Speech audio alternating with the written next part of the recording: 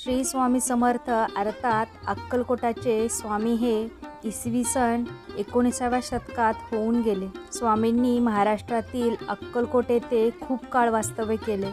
श्रीपाद श्री वल्लभ व नरसिंह सरस्वती यांच्यानंतरचा भगवान श्री दत्तात्रेय यांचे ते तिसरे पूर्ण अवतार असल्याची मान्यता आहे. हॅलो, नमस्कार, श्री स्वामी समर्थ.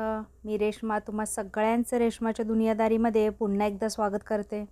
गांगणापुराचे श्री नरसिंह सरस्वती हेच नंतर श्री स्वामी समर्थांच्या रूपाने प्रकट झाले. मी नरसिंह भान असून श्री शैलमजवळील कर्दळी वनातून आलो आहे. हे स्वामींच्या तोंडातून निघालेले उद्गार आहेत. ते नरसिंह सरस्वतीचा अवतार असल्याचे सुचवतात. विविध ठिकाणी स्वामी विविध नावाने वावरले. इसवी सन 1856च्या सुमारास स्वामी समर्थ अक्कलकोटास आले. मंगळवेढ्याहून पहिल्यांदा जेव्हा ते अक्कलकोटी नगरात प्रवेशले तेव्हा त्यांनी गावातील खंडोबा मंदिरात मुक्काम केला.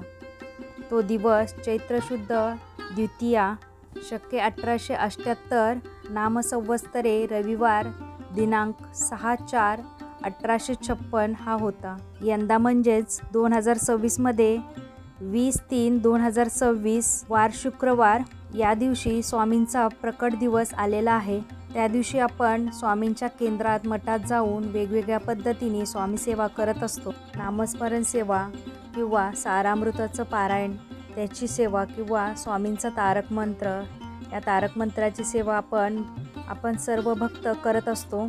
तर 20 मार्च रोजी स्वामींचा प्रकट दिवस आलेला आहे. तर त्या दिवशी जास्तीत जास्त स्वामी सेवा करा. कोणतीही संकटे असल्यास स्वामींचा हा अद्भुत व निराळा तारक मंत्र म्हणावा, संकटे दूर होतात.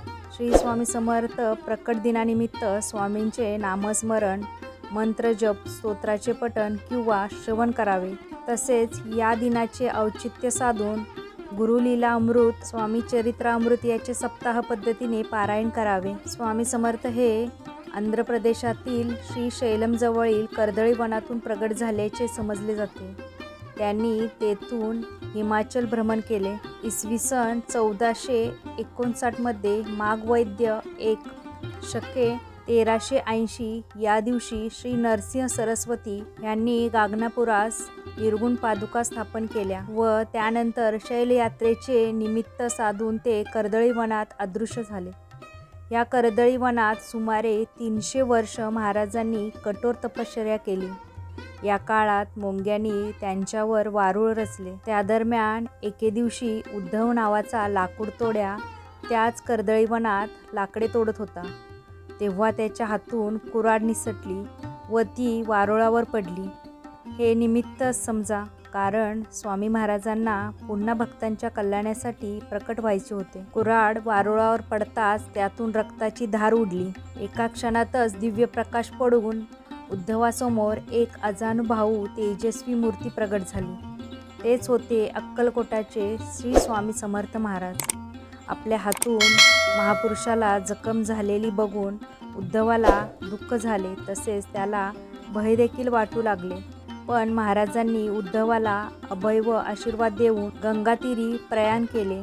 गंगातीरावर भ्रमण करत ते कलकत्त्याला गेले व तेथे त्यांनी महाकाली मातेचे दर्शन घेतले. त्यानंतर काशी, प्रयाग असे भ्रमण करीत ते उत्तरेकडून दक्षिणेस आले. श्री स्वामी समर्थ पंढरपूर, मोहोळ असे भ्रमण करीत सोलापुरास आले. त्यानंतर मंगळवेढे नामक गावास स्वामींनी काही काळ वास्तव्य केले व तिथल्या भक्तांना विविध स्तरावर मार्गदर्शन केले. इसवी सन 1856मध्ये स्वामी महाराजांनी अक्कलकोटामध्ये प्रवेश केला व तिथल्या 22 वर्षाच्या वास्तव्यात अक्कलकोट हे तीर्थक्षेत्र झाले. येथे त्यांनी जगातील अनेक मान्यवरांना मार्गदर्शन केले. श्री स्वामी समर्थ महाराज यांनी रविवारी दिनांक 30 एप्रिल 1878 रोजी अक्कलकोट येथे वटवृक्ष समाधी मठ स्थानी आपल्या अवतार कार्याची समाप्ती केल्याचे भासवले. श्री स्वामी समर्थ यांना त्यांचे परमशिष्य चोळाप्पा यांच्या निवासस्थानाजवळ समाधीस्थ करण्यात आले.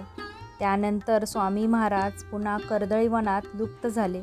स्वामींनी इसवी सन 1878मध्ये त्यांचे अवतार कार्य संपले असले तरी स्वामी समर्थ महाराज आज देखील भक्तांच्या पाठीशी सतत उभे राहून त्यांना मार्गदर्शन करतात. तर तुम्हाला हा आजचा माहितीपूर्ण व्हिडिओ आवडला असेल तर व्हिडिओला जास्तीत जास्त लाईक करा, शेअर करा आणि सबस्क्राईब करायला विसरू नका. पुन्हा भेटूया आपण उद्याच्या नवीन व्हिडिओसोबत. तोपर्यंत सगळ्यांना श्री स्वामी समर्थ. जय जय स्वामी समर्थ.